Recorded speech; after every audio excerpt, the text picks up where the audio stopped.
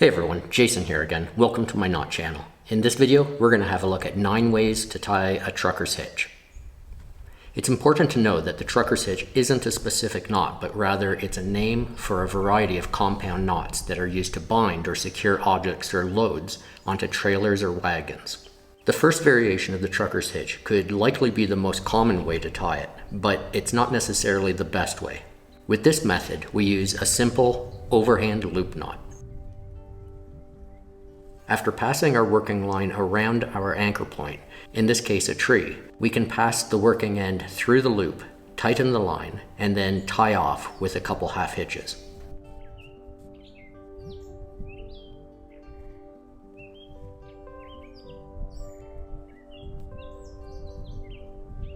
The second variation is using a slip knot tied mid-line.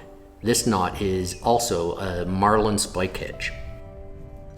We continue to tie the trucker's hitch in the same way as with the previous overhand loop, but with the slip knot variation of the trucker's hitch, we have a much easier way to untie the knot when finished.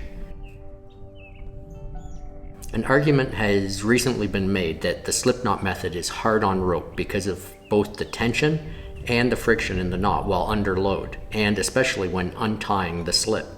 The truth is, regardless of which knot you use, there will always be somewhere on your rope whenever a knot is tied or the line is loaded with weight or tension.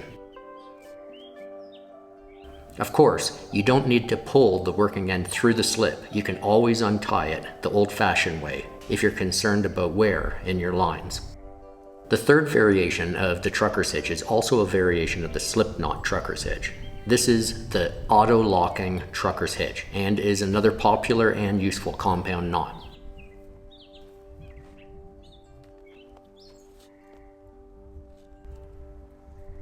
With the Autol Locking trucker's hitch, we simply pass our working end twice through the slip and then pull on the line to tighten.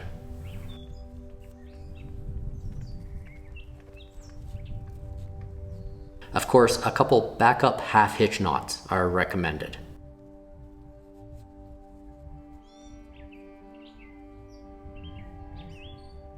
Our fourth trucker's hitch uses the Bolan knot to form our loop, and specifically, this is the Bolan on a bite because it's tied midway on our line. As you should be noticing, the trucker's hitch has a general arrangement using loops and turns in the rope to form a crude block and tackle compound knot. In this case, we're using a Bowline to create the loop, but let's have a look at a couple other variations.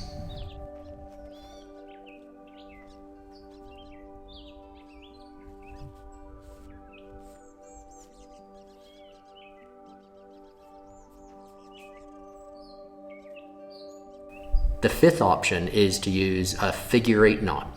Specifically, this is a directional or inline figure 8 because it's tied midway on a working line, and a special feature of this knot is that it sits pointing in the direction we're working in, making this a great option for the loop in a trucker's hitch.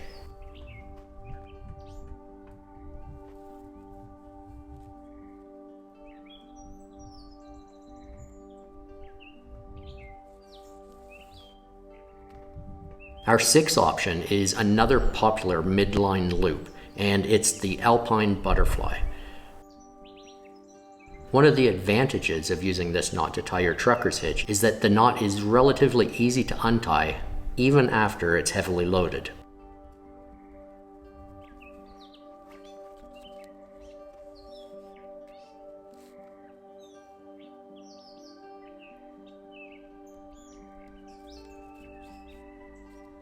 Number 7 in our list of trucker's hitches is probably more common in farming locations. This is the farmer's loop, and it's tied similarly to an Alpine butterfly loop, and also creates a fixed loop mid-line that we can work off of.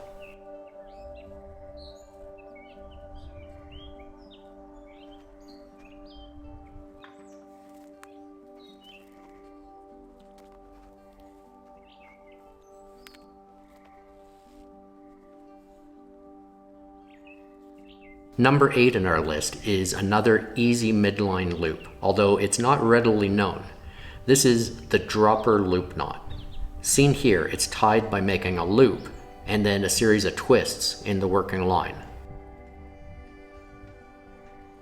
Like the slip knot, the dropper loop is very easily untied when finished.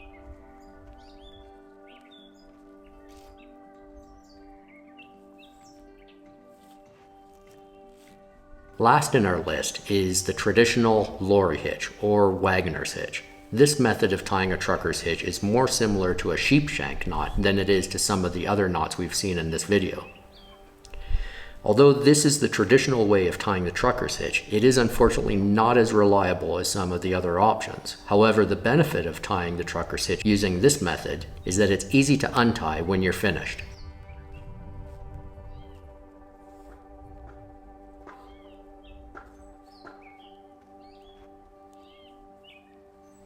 I hope you enjoyed this video, and thanks for watching.